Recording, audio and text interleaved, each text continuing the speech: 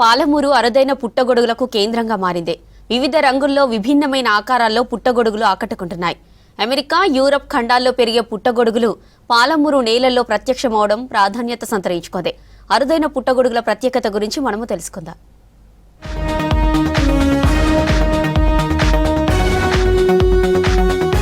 మహబూబ్ నగర్ జిల్లా కేంద్రం ఎంవీఎస్ ప్రభుత్వ కళాశాల ప్రాంగణం అరుదైన పుట్టగొడుగులకు నిలయంగా మారింది. కళాశాలలో 2 ఎకరాల విస్తీర్ణంలో పెంచిన వనంలో అరుదైన 4 రకాల పుట్టగొడుగులు ప్రత్యక్షమయ్యాయి. చెట్ల నుంచి రాలిన ఆకులు, కొమ్మలు కుల్లిపోయి సేంద్రియ పదార్థం ఎక్కువగా ఏర్పడడం, జిల్లాలో విస్తారమైన వర్షాలు కురవడంతో అనువైన వాతావరణం నెలకొని ఇవి పెరిగాయి. నీలిరంగు పుట్టగొడుగులు, తెలుపు, లేత గోధుమ రంగు పుట్టగొడుగులు, కాలీఫ్లవర్ ని పోలిన భిన్నమైన పుట్టగొడుగులు పాలమూరు నేలపై ఆవిర్భవించాయి. వాతావరణ పరిస్థితులు, జీవ వైవిధ్యంలో భాగంగా ఈ పుట్టగొడుగులు పెరిగాయని కళాశాల వృక్షశాస్త్ర సహాయ ఆచార్యుడు కంటె హరిప్రసాద్ చెప్తున్నారు. ఈ 4 రకాలు తినదగినవి కావని వీటిపై అధ్యయనం చేస్తున్నామన్నారు. నీలిరంగు పుట్టగొడుగుకు సైంటిఫిక్ నేమ్ ఎంటలోమా ప్రజాతి. దీనిని నీలిరంగు పుట్టగొడుగు అని కూడా అంటారు. దీనిలో అజులిన్ వర్ణ ద్రవం ఉంటుంది. ఇవి ఎక్కువగా ఆగ్నేయ ఆసియా, శ్రీలంక, న్యూజిలాండ్ తదితర ప్రాంతాల్లో దర్శనమిస్తాయి. న్యూజిలాండ్ దేశంలో జీవ వైవిధ్యానికి ప్రతీకగా వారి $50పై దీని బొమ్మ ముద్రించారు. అంతటి ప్రత్యేకత నీలిరంగు పుట్టగొడుగులో ఉంది. మరో పుట్టగొడుగు స్టింక్ హార్న్.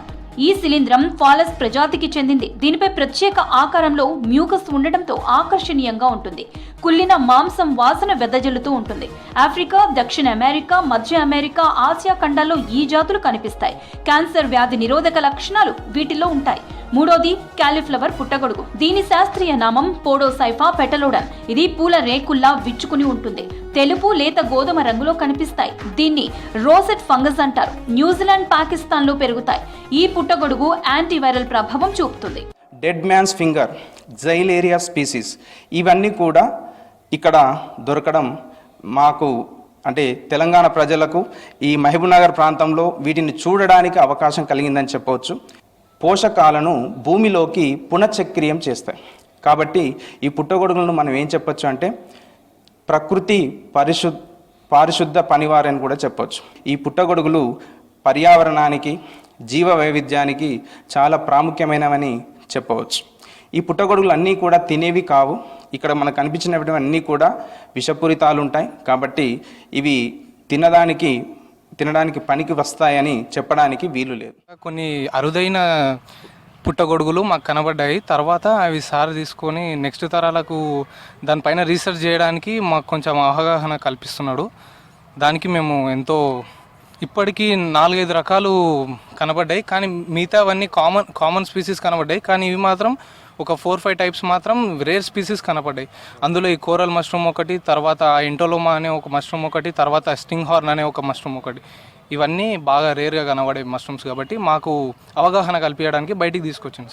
ఇది ఎక్కువ నల్లమల్ల ఫారెస్ట్లో కానీ లేకపోతే మన కాలేజ్ దగ్గరలో ఉంది కాబట్టి మనకు ఇక్కడ బయోడైవర్సిటీ ఉన్నందుకు ఇక్కడ మనకు అట్లాంటి స్పీసీస్ కనబడుతున్నాయి. పుట్టగొడుగులో పోషకాలతో పాటు యాంటీ ఆక్సిడెంట్లు, ప్రోటీన్లు ఎక్కువగా ఉంటాయి. అందుకే ఆహార ప్రియులు, ప్రత్యేకించి వెజిటేరియన్స్ అమితంగా ఇష్టపడతారు.